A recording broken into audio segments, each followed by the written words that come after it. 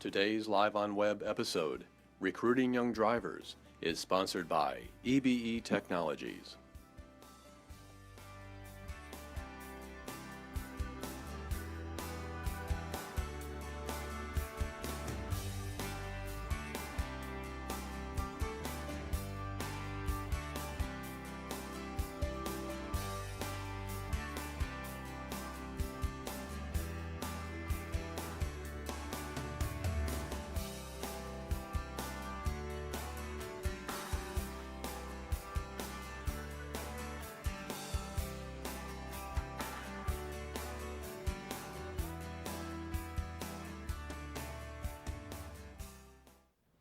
Hello, and welcome to another edition of LiveOnWeb. My name is Joe Howard. I'm the Executive Editor of Transport Topics, and I'll be your host for today's program, which focuses on recruiting young drivers to the trucking industry. Today's LiveOnWeb is sponsored by EBE Technologies. Driver recruitment and retention is one of the most enduring issues confronting fleets. As the current workforce ages and nears retirement, the long-standing challenge of finding and keeping good drivers will only get more difficult. Millennials are the obvious choice to replace baby boomers who will be exiting the industry. But getting them behind the wheel is easier said than done. The good news is some very smart people are hard at work in developing strategies to find that next generation of drivers, and a few of them are here with me today. That'll start with Kevin Burch. He's the president of Dayton, Ohio-based Jet Express and chairman of American Trucking Associations. Next to him is Priscilla Peters, vice president of marketing and training at Conversion Interactive, which specializes in driver recruitment and retention for the trucking industry, and with whom TT partnered last month on the Recruitment and Retention Conference in beautiful Nashville, Tennessee. Next to her is Steve Bryan. He is the president of driver safety information firm Vigillo, which was recently acquired by Samba Safety. Steve, congratulations on that deal. Thank you. And last but certainly not least is an example of the kind of person we'll be talking about during today's program, Merich of FedEx Freight, a professional truck driver and Rookie of the Year at last summer's National Truck Driving Championships. Congratulations. Thank you. As we talk with this great panel, we invite your participation. You can email your questions or comments to share@ttnews.com. If you're watching on the web, you can comment directly in the box at the top of this page. And if you're watching via Facebook Live, simply enter your question into the comment box. And with that, we'll get underway. Kevin, I'm going to start with you. Good morning, good afternoon. Yours is the boots on the ground perspective on this matter, so I want to hear from you first. Tell us about Jet Express, your areas of specialty, routes you run, and how that relates both to driver need, recruitment and retention, and maybe how recruitment and retention has changed versus a generation ago.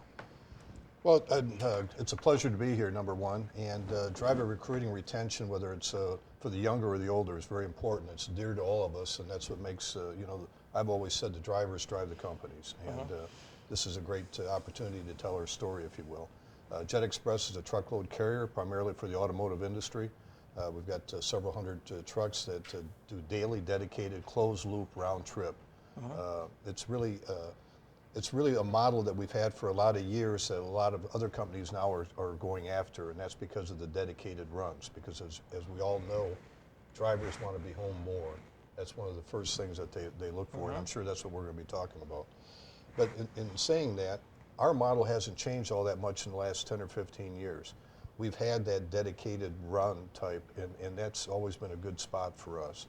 And younger professional women and men that are driving today on the highways and whatnot, we attract those people because so many of them still are out 2 or 3 days, and they can't get accustomed to it.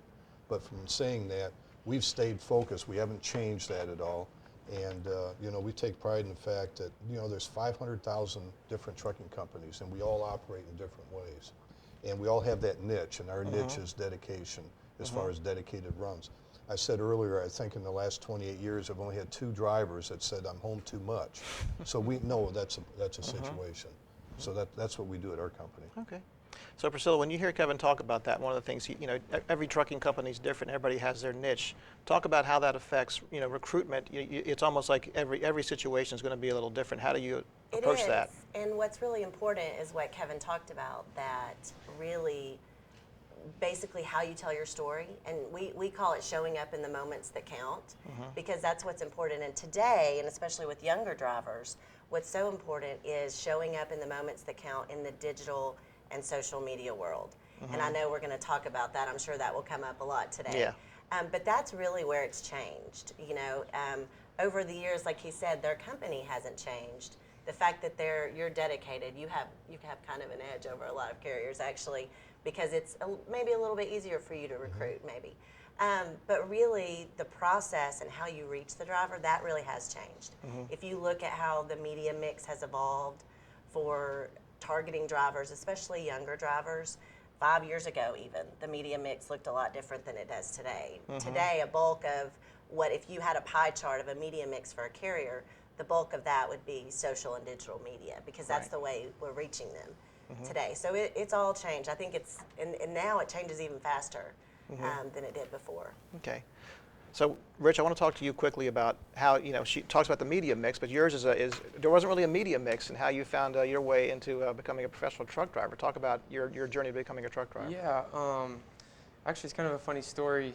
I was attending college at Western State in Gunnison, Colorado, and was going to transfer up to Denver for my second year, and I was looking for a job, a summer job, and I was playing Xbox Live with an old high school friend, and was kind of telling him my situation. He informed me that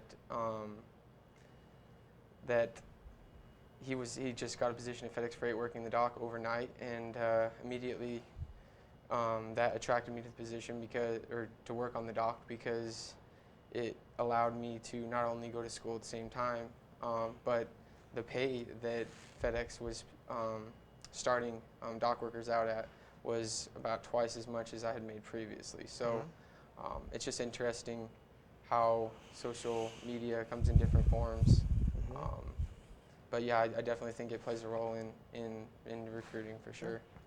Now, these are anecdotal examples, Steve, but you're the guy who knows the data on millennials and the data on what's going on out there. Well, I think that's why I was invited here today, Joe, because I don't hire drivers. I'm not a marketing expert. I'm certainly not a professional truck driver. So, to the extent that Vigillo can bring some insight, it will be, trying to bring some data. So, I actually did a little research in advance of the meeting here, and there's a organization actually based here in Washington, D.C. called Pew Research, and so I use them largely to pull some of these numbers. So I'll share some of these with you that I think will help us as the discussion unfolds here today to refer back to understand what the data tells us about this pretty amazing millennial generation. So kind of just, if you go back, I'll go back 100 years. I promise we'll be very brief, but if you kind of go back through the history of the way we have categorized generations, you go back to what we call the greatest generation. So that was people born prior to 1928.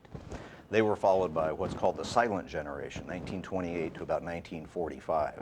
And then that gave rise to us, Kevin and I for sure, the baby boomers, kind of 46 to 64, 1964.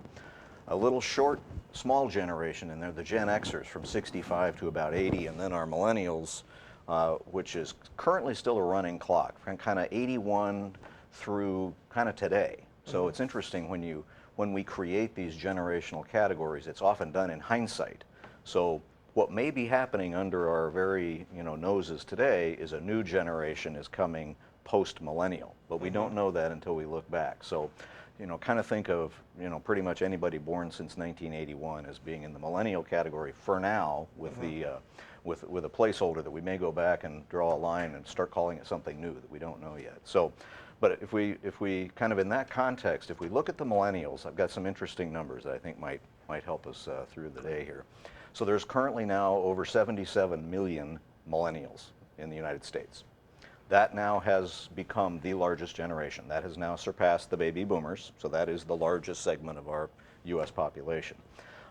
In 2015, they passed the 50% mark of the workforce. So the millennials now make up the majority of the workforce. And again, I'm talking larger than just trucking, but if you kind of, we'll look at this broadly and then narrow it back down to trucking.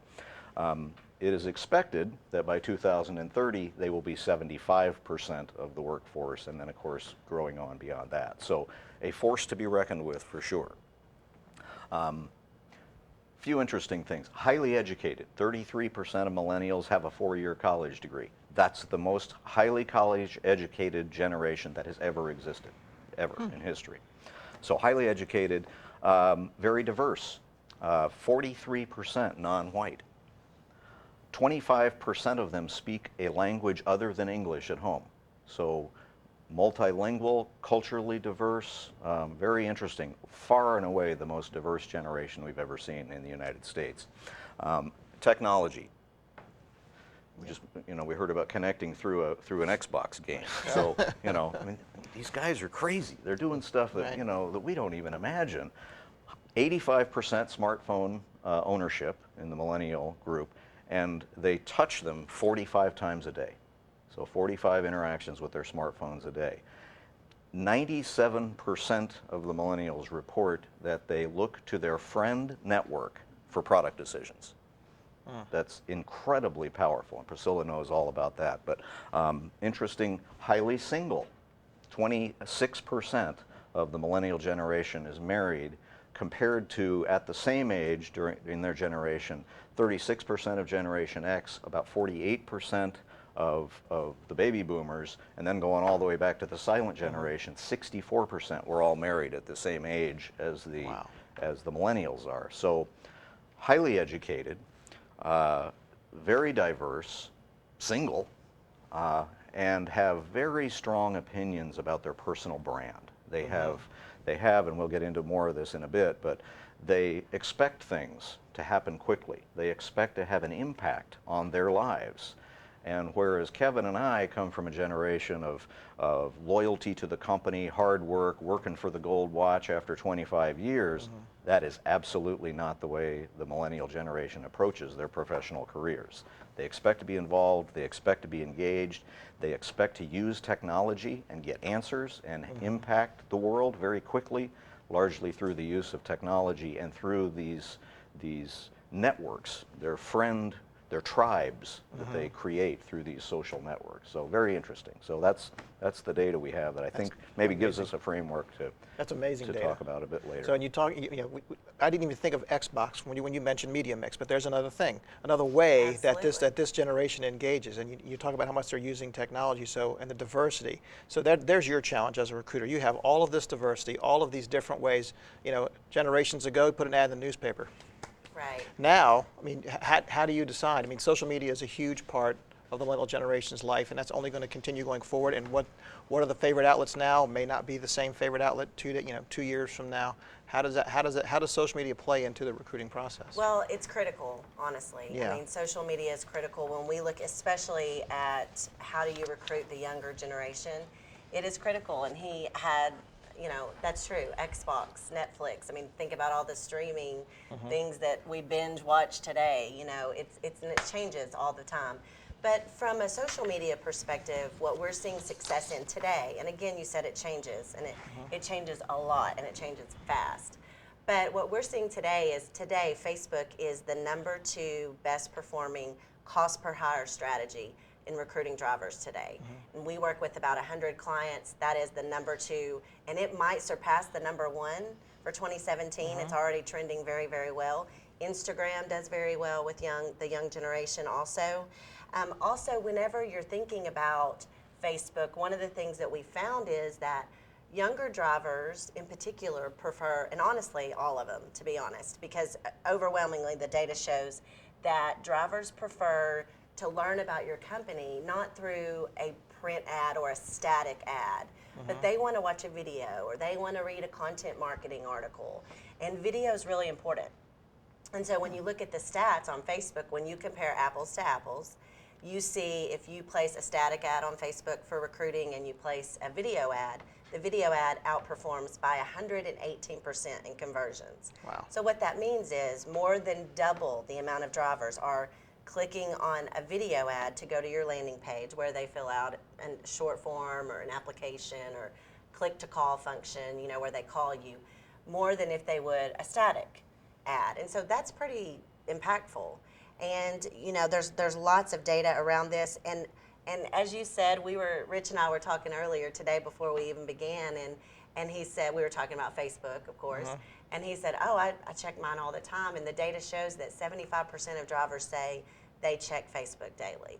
So we're always we're chasing those points of entry for the brands. I mean, that's really what a carrier has to do is how do I engage a young driver or any driver, frankly, on social media where I can bring them into my brand, and that's in their news feed with a video, with content. Your strategy has to be diverse, but you also have to realize that it's not like it was. Like you said, the process has completely changed. The newspaper ad is just not what we do today as much. Right. I mean, there's still a little bit of that, but not as much for sure. You know, I might add something on that. It just came to mind because I was late in my life to getting my CDL. And it was in 2009. I remember part of the classroom was teaching. There was only 7 students in the class, but 5 of them had no knowledge of how to get on the internet because that was part of the course. That was part of the, to go in to understand so you could do your due diligence, is what the instructor said, to find out various companies in your area. You just don't want to stay right around your city. You might want to look out and do some research. So, Priscilla, I guess what I'm saying is, look, this has really transformed over the years because if you think about it, that's only 7, 8 years ago. Right. And five of the drivers had no knowledge on how to log in. So that was basics, and so look where that's coming from now. Absolutely. And to hear Rich's story on that is pretty awesome. So. Now, where do we think the age? Where's the age line there? How, you remember, like roughly the age range of those drivers? I would say it was 32 to maybe 42. I was by far the oldest one, and yeah, so that's in that age group. They weren't 25 or 26 right out of school, but they were looking for, because they were laid off from another job and they were looking for a new career. Right. But they had never been accustomed. Their children were used to it, but they weren't. As far as, well, this is a waste of time. I came here to learn how to drive a truck. That was that thinking. And the instructor was trying to say, hey, listen, number one, you need to do a little bit of work so that you just don't go to any trucking company, which, you know, that's another story another day, but, you know, every company is different. And that's what they were trying to say. Go on the internet, and it was like, well, we don't know how to do it. They had the laptops there, but they didn't know how to use them. But that sounds like they were younger than you might expect. That's an interesting observation. Yeah. So, I mean, do you find, Priscilla, there's an age dividing line with I online think- and not, you know, online savvy and versus not? I would say 5 years ago, probably, but today, like Facebook says, baby boomers are the fastest growing part of their platform. Right. So my grandmother is 93. She has a Facebook page, and I know that because I got an alert. Her birthday's this week. You know, so I think used to that was the case. Not as much today, I don't think. Now, there's clearly a generational gap. I mean, things like Instagram and Snapchat and all of those that emerge very, very quickly and become trendy.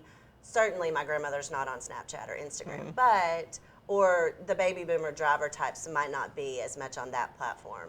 But they are players in the market, and that's where carriers have to get real creative with where do I tell my story, what channels do I tell my story on, and how do I go about that? Right. One carrier we spoke to actually at the Recruitment Intervention Conference was Dave Edwards from Cardinal Logistics, and he spoke to us about how his company uses social media. We have some video from that, and we will take a look at it right now. So let's hear from Dave. We have embraced the digital media space, just like everyone has, and basically we have eliminated almost all print advertising. We have embarked recently on social media, and I was kind of, I had to be dragged into that because I really didn't understand the aspects of that in terms of recruiting, but it has been very, very a strong tool for us in our toolkit. We currently receive about 50 direct inquiries a day from Facebook, as well as about 150 shares, likes, forwards, and things like that. So the other thing about it is, you know, we are a support organization, recruiting and retention for the field operators, and we're starting to get some very, very good positive comments from our field operators. One of the operators called me last week and said he hired 5 drivers. All 5 of them came from Facebook, and they were all seasoned pros, so they not only see the quantity, but the quality of those folks coming on board. Now, it's good to hear about seasoned pros, but we all know the reality in this industry. Not only is there a driver shortage, which Bob Costello says is only going to get bigger, and most people agree is only going to get much bigger, but the average age of a driver is pushing half a century, which means retirement is not that far away. How do companies, how does Cardinal attract the younger drivers, millennials in particular?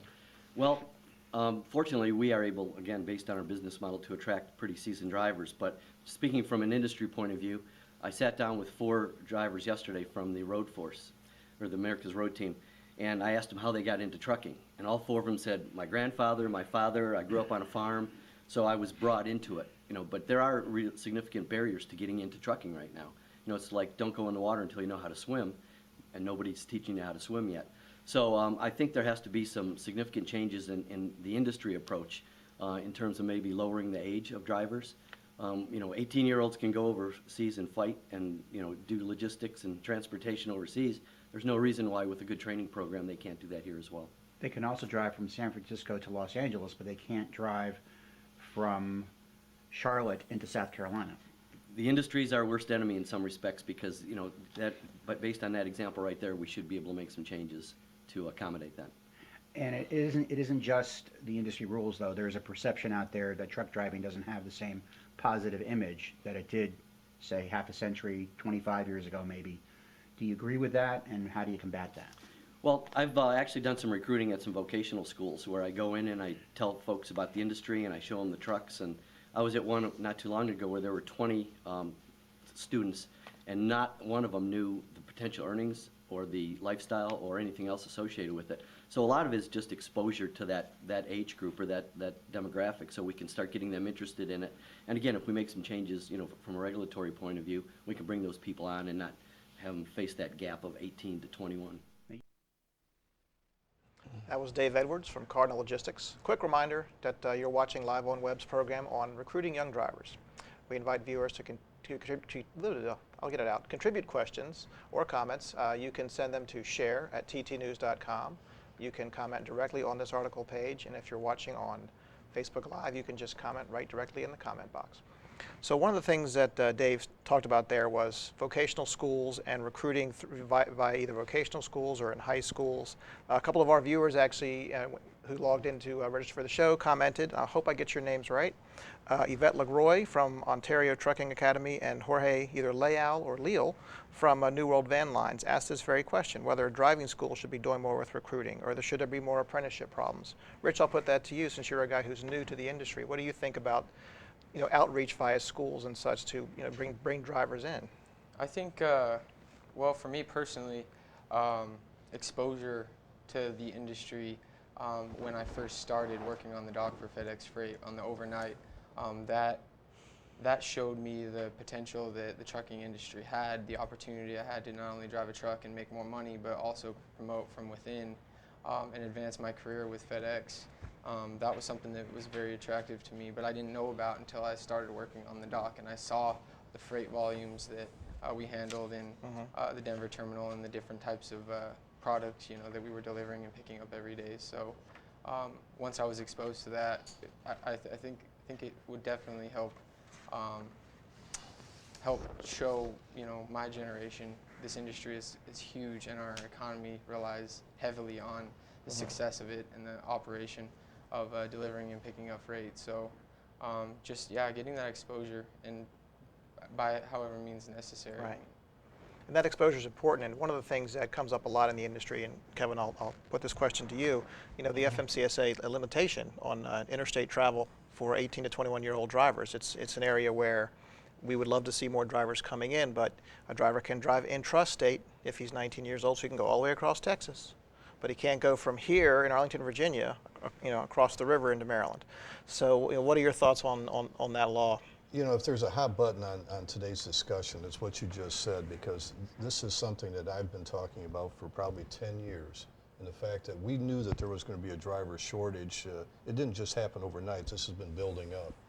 And what's frustrating is with the demographics, if you will, that you just said. I do the same thing. Dayton, Ohio is roughly 50 miles north of the Kentucky border.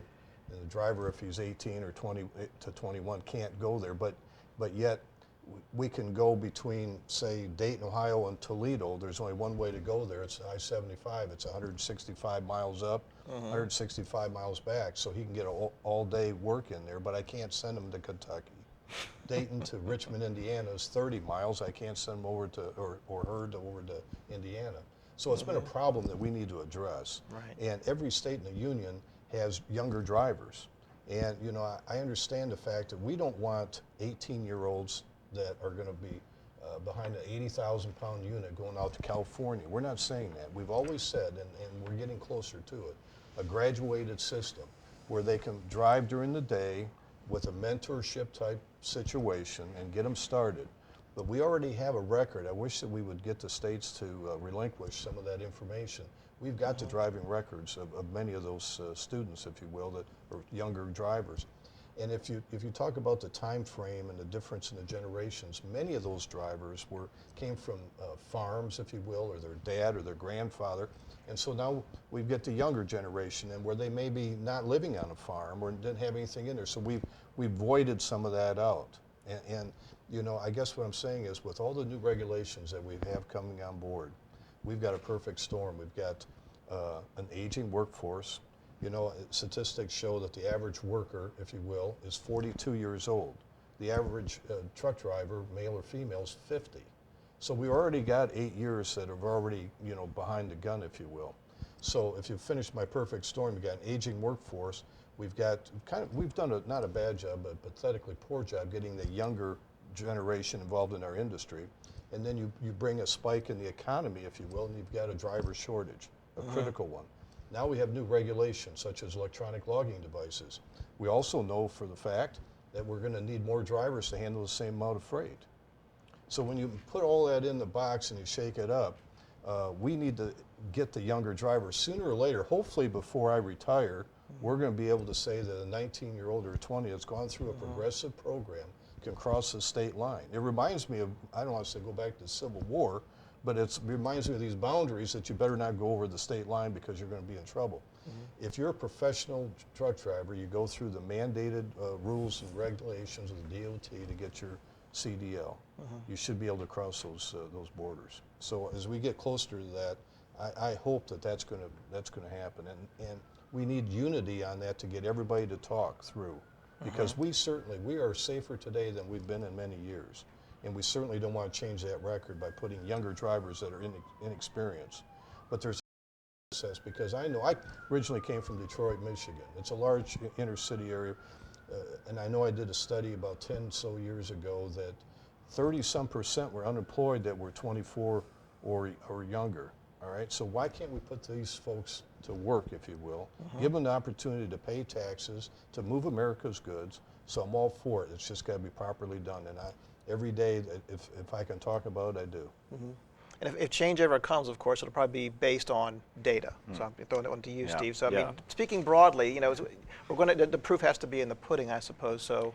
Sure. So I agree with Kevin on the data. The data we need from the states. So, I like to connect the dots here to our soldiers. We are willing to deploy troops into war at 18.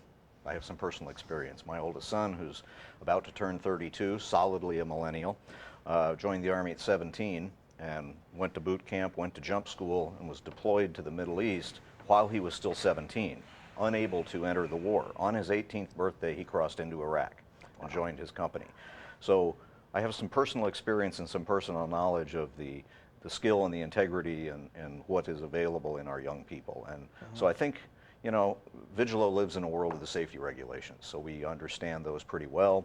We know the FMCSA understands them pretty well, but I don't want to beat up our friends at the agency, but there's more than one place in the regulations where lines get drawn arbitrarily. So I think it would be a really good initiative, whether it's done by private companies or the industry or the government, to open up some of that state data. And let's look at the driving history of some of these young drivers. We all agree we don't want to put young, inexperienced drivers behind the wheel of a large over-the-road truck. That's not the way anybody wants to start this, but there is opportunity, I think, to bring these younger people into this amazing industry and start these amazing careers. And the data's there, we just need to start looking at it. So that's my shout out to the FMCSA. Let's work on this. All right.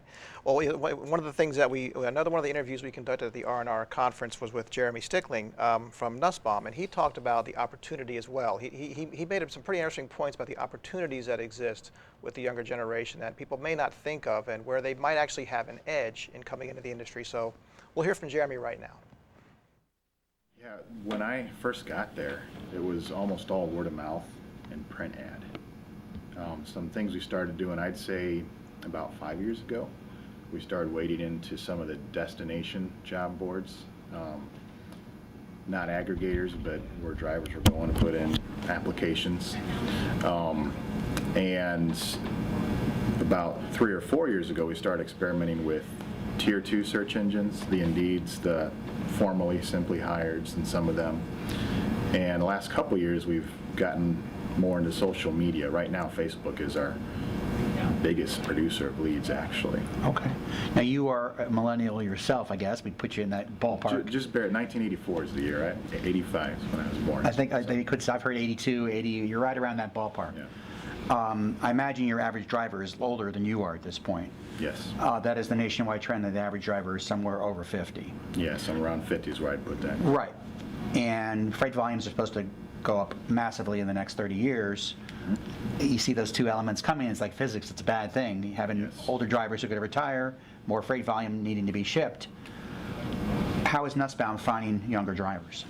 Yeah, we've had to get more open-minded, more creative.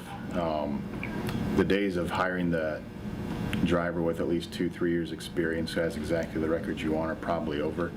In the last year, we've waded into student drivers, so we have our own training program now, and that's been a good feeder for new entrants. So you get some younger drivers through that medium. Got some guys in their 30s. Tell me about the student program. How does it work? So we take guys with a CDL already, and we will put them in with a trainer for a month, and then we have them go solo, limited region, so we're coast to coast, border to border. We'll keep them Midwest on their own for a month, and then they'll learn everything that they didn't, things that they thought they maybe knew. They'll learn where the knowledge gaps are yet, and we put them with a trainer for a second month, and hopefully anything that they realized needed to work on in that first solo session, they'll pick up in that second one. You just talked about things they needed to work on. Have you ever had a resistance from saying, I already have my CDL, why do I need more training? We find the opposite with students. These guys come, and a lot of them have a very blank slate. It's, teach me, I'm all ears. In some ways, I'll tell new drivers in orientation when I'm talking to experienced guys, I'll ask them how much experience they have. And some guys say 10, 15, 20, and usually we got a couple of 3 or 4 years experience. This is the non-student orientations. And I'll tell the guys with 2, 3, 4 years, you have somewhat of an advantage. Because the guys that have come from driving 20, 30 years ago, successful trucking used to be defined by get her done, get the load off. That made you a successful truck driver. Today, it's almost like drive like a sissy and you'll be successful. Define that. What are you talking about? It's all about being safe, being conservative, being legal, being compliant. It's not about, I had this impossible load and I got it done, don't ask me how. It's, I've been compliant, I've been legal, I've been productive, but within these boundaries. And one thing, I'll go on this rabbit trail quick, when I say open slate. So we're a pretty hands-on company. Whether you want it or not as a driver, we have all kinds of advice on how you drive, on driving skills. We have event recorders. We're coaching guys constantly.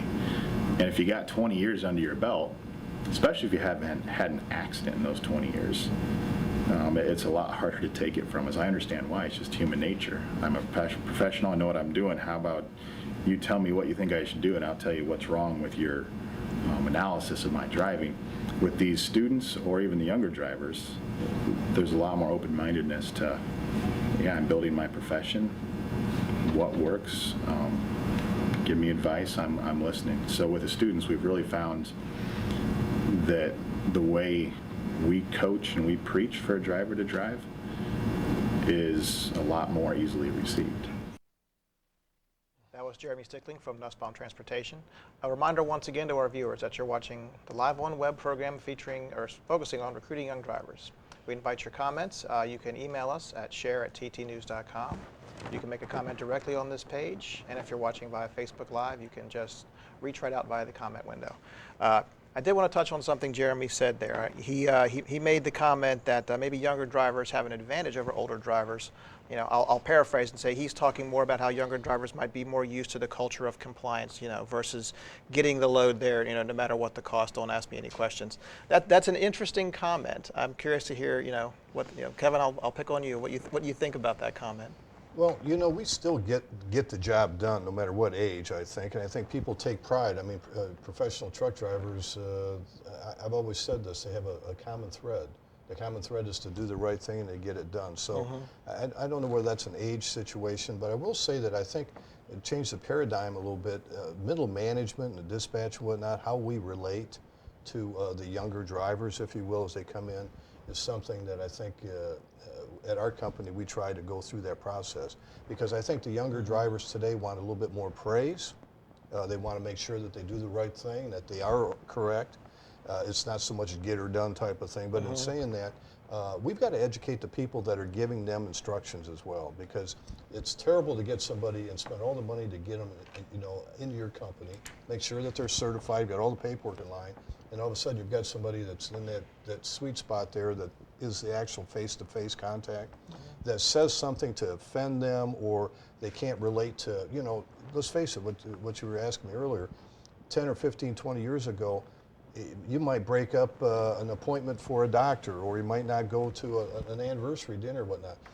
That's a little bit different now. The culture's a little changed, and you've got to work a little bit. So those little things that years ago probably to a lot of the dispatch or supervisors would say, absolutely not. You didn't give us 2-week notice. You've got to be flexible. I don't know whether you run into that with some of your clients, but that's the way that you've got to react to it. What do you think about that, Priscilla? Absolutely, yeah. The work-life balance is huge for this generation. And I mean, I think that's big, and you have to be able to, like you said, your fleet managers and your dispatchers and your operations folks have to be aware that they have different priorities, and they look at a ball game, a T-ball game, or seeing their daughter at something, cheerleading or dance or whatever. That's a big deal, and they don't want to miss out on those things. And so we have to, as an industry, figure out how can we be flexible, like you said. And even we're getting comments, you know, coming in during the show right now live, and also before the millennials' propensity to job hop. So, and let's talk about that. You know, you train somebody and then they bail, or something along those lines. Like that there's a high cost to that. How do you know, is that a big part of it? Just making the, you know, the quality of life and the praise, is that one of the ways that we prevent this generation from job hopping? Well, I think it is. It's just like at our company, and I think even if I had 200 trucks or 15,000, you've got to have the mentality of one driver at a time. Not every driver is the same, and if you can, and it starts from the top down, you've got to work that. But it isn't like if you don't like the job, just leave the keys there. It's not your truck. You don't make the payment. Those days are long gone. And if I hear that in any of our operations, I'm definitely involved in it, because we're going to make some corrective action right away. But as you said earlier, Priscilla, you've got to do that contact, and you've got to be concerned. It can't be fake. It's got to be sincere that you do have a ball game later on, or you've got an anniversary and you've been on the road or whatever, and you've got to make that thing work. And if you don't, they're going to leave, no doubt about it. We said earlier a couple of years, I think 90 days, that really tells a story, because you're going to tell the culture of that company. 2 years, that's way out there now for drivers. It's 90 days. Rich, what do you have to say about that? The cultural difference, your generation versus maybe some of the people you're working alongside who've been in the in the industry longer. What do you see in terms of differences, expectations? As far as the cultural difference goes, I think sometimes me being a newer driver, I've only been driving for 4 years, so I had to learn from the beginning how to deal with the new technologies, and I think newer drivers are going to be able to adapt to the changing technology a little bit easier. That being said, I don't necessarily look at my coworkers, drivers who are older than me, as any more or less capable of being as safe as you possibly can out there driving, doing what you can to get the job done. I mean, ultimately our job as drivers is to just operate as safely and efficiently as possible, and get home safely to our families every day. So I can only speak for myself, obviously, and sometimes I think, Okay. And we also we've gotten several questions also about, benefits. I mean, the obvious nuts and bolts kind of stuff, pensions and health care. One person even asked about, is health care reform going to have an effect, I don't know, but, in terms of the benefit packages and the things that, that millennials are expecting from the company, is there any change there? I think now we have to be more aware that the younger generation coming up wants to know a clear career path. Where am I going? Whereas before it was kind of the get her done, I'm going for the 25-year watch, like you said, but now it's what are my opportunities? Where can I go? What can I do?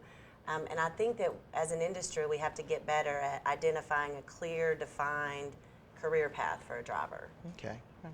One more video. This was from Tim Norland at Martin Transport. He talked a lot about the historical perspective, what he's seen in years past, and what he sees coming forward. So we'll hear from Tim right now. We're at about 2,750 trucks right now. And over your time with Martin, has that been growing pretty steadily? The last 4 years, we've added about 700 trucks to Wow, the fleet. that's impressive. How do you think you guys have done that? Listening to what the drivers want and responding and creating the jobs that they're looking for. Today's drivers are looking for more frequent home time. They're looking for more consistent earnings, and we've been able to deliver on those fronts. Speaking of delivering, do you deliver, how many states are you guys running? Martin's a nationwide carrier. That's what I thought. We've got multiple facets within our company, traditional long haul over the road, multiple regional fleets running certain geographic areas of the country, and we've really expanded into the dedicated realm, a lot of dedicated fleets. Is it harder finding people willing to do OTR than it was when you got started with Martin? It is. That's a niche anymore. There's a few drivers that still want to do that, and we're happy to help them out and bring them on board, but a lot of the drivers are looking for the home time. So is there going to be an increasing tension then, Tim, between your customers who need you to do OTR and people who don't want to drive OTR? How are you going to fill those seats? Well, that's where intermodal comes into play. Intermodal's helped alleviate some of the pressure there by having drivers pick up the loads, take them to the railheads. They get taken on the train to destination where another local driver picks them up and delivers them. Now we've kind of got the best of both worlds going on. I assume your workforce is like most companies, that they're of a certain age. They're not all 30-year-old kids. Right, and they're getting older. And they're getting older. So today's millennials, we've already heard this at the conference today, they were told as young people, here's your trophy just for participating. They seem to be portrayed as being more choosy. They need a lot of home time. And you did discuss the intermodal piece of it, but basically, forget that for the moment. Are their needs different? Is it harder to find them? Is it harder to keep them than somebody more our age? They are, they're more focused on the home time and consistent earnings versus the long haul drivers that were all about the miles and the rate per mile. So, and the dedicated has helped us focus on those younger drivers and attract the younger drivers because those jobs tend to provide more frequent home time. Now, in a recession, which we have not been out of too long, you probably have people desperate for jobs.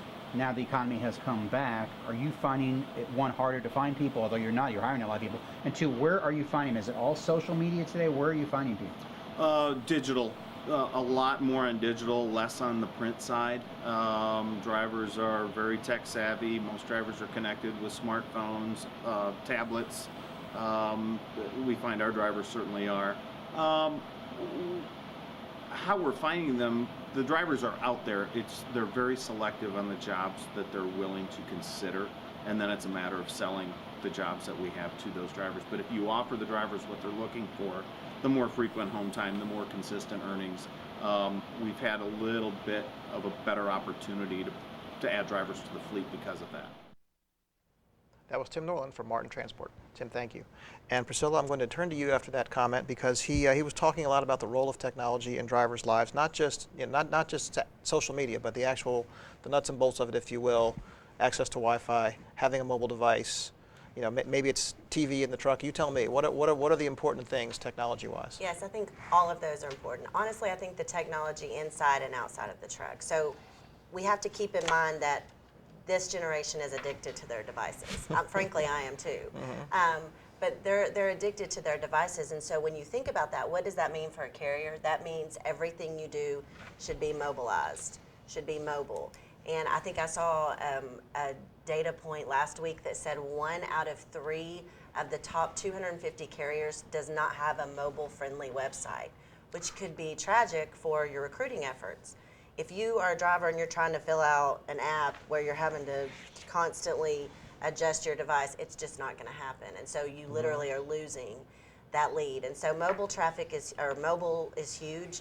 Speaking of mobile, the traffic that we see, we manage hundreds of driver landing pages, and 90% of the traffic is mobile. And so that they just are. Yeah. Wi-Fi is really important. I mean, if you think about you know, having access to Wi-Fi, we all really need that in our lives today, and probably a driver more than any. So I think just thinking about the lifestyle and what we ask them to do, anything that we ask them to do, improving the experience from a technology standpoint is the best way to go. And we always talk about following that driver journey. How does he find out about your company, and what does all of that look like through the technology that they use today? Right.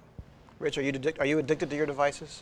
My wife thinks I'm addicted. She tells me to put the phone down all the time. Right. Constantly checking Facebook, looking at just absorbing so much information. I think that was a good point, Priscilla, about how accessing websites through your phone, that's a really frustrating thing. When you go to a link and you're trying to navigate through the website, it gets difficult when the software isn't developed for the mobile phone specifically. So I think that helps.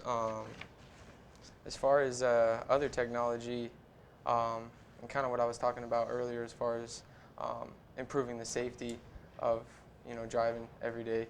Some of the things FedEx does, we have vehicle stability systems, collision mitigation systems that help aid drivers and help prevent rear-end collisions.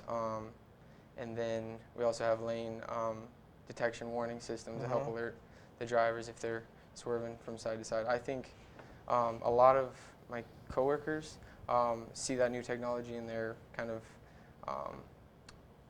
they're not used to it, so it's a little bit harder for them to adapt to it. But for me personally, I see it as a huge opportunity to not only improve the safety but improve the just the overall driving experience. It makes us better drivers, and it helps keep the motoring public more safe. So that's a little bit farther into the more mechanics of driving than the social media form or the website form, but that's kind of just how I feel about the technology and how it's advancing. But that's an important generational shift, and something that... Yeah, can I just comment on that? Because I think Rich said something that we all need to listen very carefully to. So I think, it's easy to go out and say, oh, you're addicted to your phone, and, you're just, posting cat memes on Facebook, or, bashing your least favorite politician or something. But that's not what Rich said. He's absorbing information. And that is the key piece that we need to understand about how the millennials are interacting with this technology. Kevin and I are putting the cat memes up. He's doing something different with this, and I think that's the key thing that Rich said that we need to understand and listen to. It's not just playing around with Facebook. He's absorbing information, and he expects that information to give him the ability to impact his life, his job, how much money he makes, his family, all that. So I think that was an important thing that you said there, Rich. Great, thank you. Sorry. And this leads beautifully into our last video, actually, from Rob Hatchett, VP of Recruiting at Covenant. He talked a lot about where technology is impacting driving and where he thinks maybe some of this talk is overdone. So we'll hear from Rob, and then we'll wind things up. One thing that I've been trying to figure out for the past few years is how can we get unlimited Wi-Fi in the truck? Because you think about the life that we all live. If you took my phone away from me for 10 hours and said, you're going to drive for 10 hours, you can't be on your phone, I'd change my life. I mean, go 10 hours without being on my phone? And but we're asking people to come in and change their life that have been used to using this technology. No, you can't do it while you're driving. And then you're going to stop for the night, and you're going to be in a place that doesn't have Wi-Fi. And so your data's going to be eaten up really, really quick. So what are you going to do the rest of the month when your data's gone? You're going to have to pay a huge bill. And now you'll get to the truck stop, and you'll have some Wi-Fi. But we live a life to where if you don't have an unlimited package or you don't have a signal, your life has changed. Because then you can't FaceTime, and you can't Snapchat, and you can't Facebook. And that's the life that many of us know. And so if you asked me, hey, we're going to pay you better, but you're going to have to give up that stuff, no, thank you. I'm not addicted. It's just part of life. Technology is part of life, and that's what we're asking them to do. So the TVs are good. Sirius is fantastic. It's connecting them, but really it's that Wi-Fi that allows them to truly connect, to truly see their family. We got to make sure that is there, and that's what I'm scratching my head on, going, I don't know that we've figured that out yet, and we can't keep asking people to change their life. And the flip side is things that may change this industry's life. Autonomous. We're hearing about autonomous. We had the auto beer run. We know some of the other things are going on with platooning and whatever else. Are you finding that these students you hire know about any of this stuff, and is it an attraction for them? They think it's really cool? Or are they going, oh my, this is horse and buggy land. They're not going to need truck drivers by the time I'm Rob's age. Well, I don't know that I'm the person to ask that question to, because I'm more of a naysayer and going, that don't bother me one bit, and you hear about drones taking all our packages everywhere, and I'm sitting here going, maybe we figure some stuff out, and hey, I may be proven completely wrong. You may show this video in 5 years going, listen, this guy, he didn't know what he was talking about. But, you could throw neat, cool stuff to where what of it is just, okay, we can do a little bit of it, but what of it truly catches on and changes life? Hey, we're truckers, we're running freight, and if that happens, great, but we're not thinking about it much, and so everybody reads it and what's going to happen, and so, but personally, we're still so far off, and I'm also interested in what the insurance companies have to say about autonomous trucks, and that's something that they play a big factor in this industry. But I don't lose any sleep on is overseeing 5,000 hires a year. I'm not thinking about that much at all. Thanks, Rob. So Rob touched on something there that we've touched on throughout this program, but driver turnover, keeping them around. He made the point kind of broadly in the context of, autonomous, I suppose, that I'm recruiting 5,000 drivers a year. He's not too terribly worried about, an automated truck or self-driving trucks coming in and upending his life. But in talking about turnover, how do you keep them happy, and how much are we worried about, technology coming in and taking their jobs away? Well, I'll take a stab at that. That's kind of a twofold question, if you will, because driver turnover, within the last 10 years, the truckload side has been as high as 130%.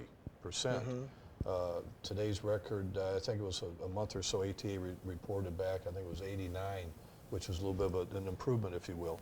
But LTL is single digits. It's been single digits for a long time. So those are some numbers that you have to kind of play with, because, as I mentioned at the beginning of the program, 500,000 trucking companies, and they all operate a little bit different sizes. They have different turnover rates and whatnot. But I think there was an injustice on the autonomous truck issue on the beer. Everybody knows about the beer run. Nobody wants to pull up next to a truck and not see anybody in the cab. I mean, it's ludicrous. I mean, that's scary for me to see. And so I think it pushed everything back a little bit, because everybody's got a little bit of fear factor in that now. And that's why everybody says, well, Kevin, they've got automatic pilots they can go anywhere they want, and it's on automatic. They can land a plane, really, without a pilot in there. That's not necessarily true in the fact that pilot isn't back on row 23C where I'm sitting. He's up there in the cockpit. So that there was a little bit of disparity in there that really kind of put us behind on the autonomous truck. I think, just like anything else, we can't keep our head in the sand, if you will. We got to be available to talk about it. I know Steve's got some thoughts on that too. Yeah, I do. Go right ahead. So the autonomous truck. So there's a lot of discussion, a lot of different opinions about the spectrum, the time spectrum. When will this happen? Is it going to happen soon? Is it going to happen years or decades from now? So I think my own personal opinion is it's already happened. We've seen it, right? We all last October saw the load of beer get delivered from, I think it was Fort Collins, Colorado, right in your home state, Rich, down to Colorado Springs, about 135 miles.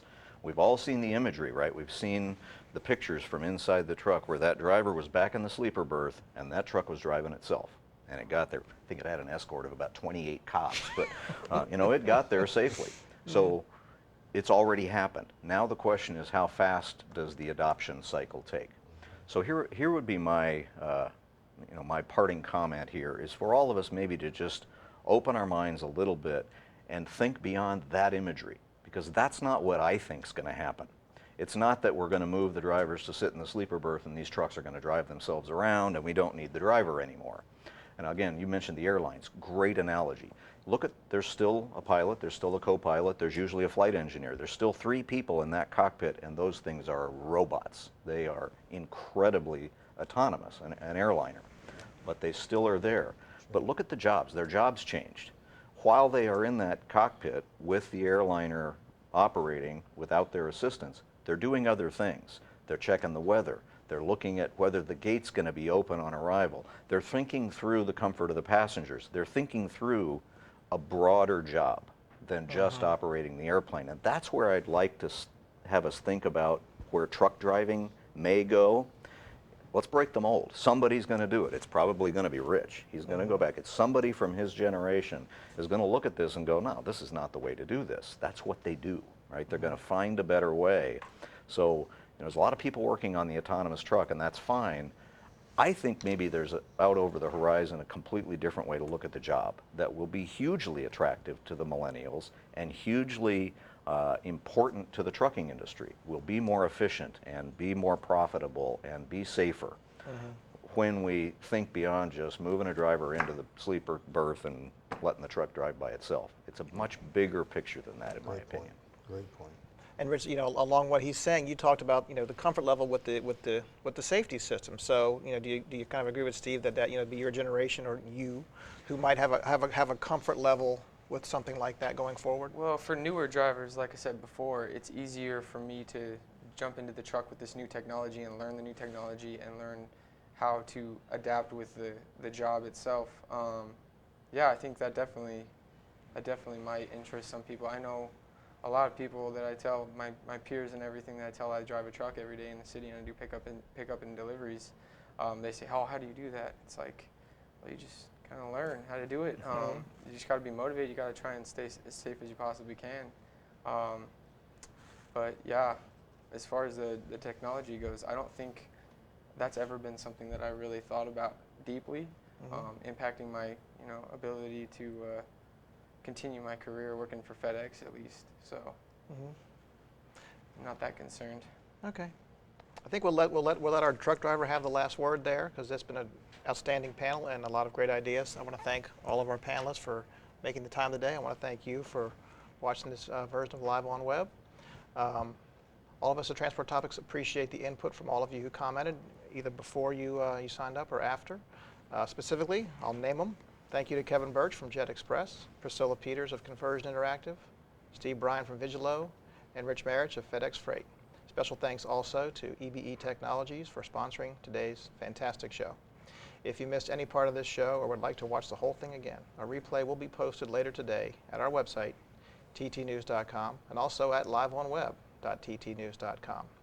The next Live on Web program, mark your calendars, April 5th, when we will take a look at the release of Transport Topics' list of the top 50 logistics companies for 2017 and take a hard look at the future of freight brokerage. Until then, I'm Joe Howard of Transport Topics, and we appreciate your time. Thanks for watching.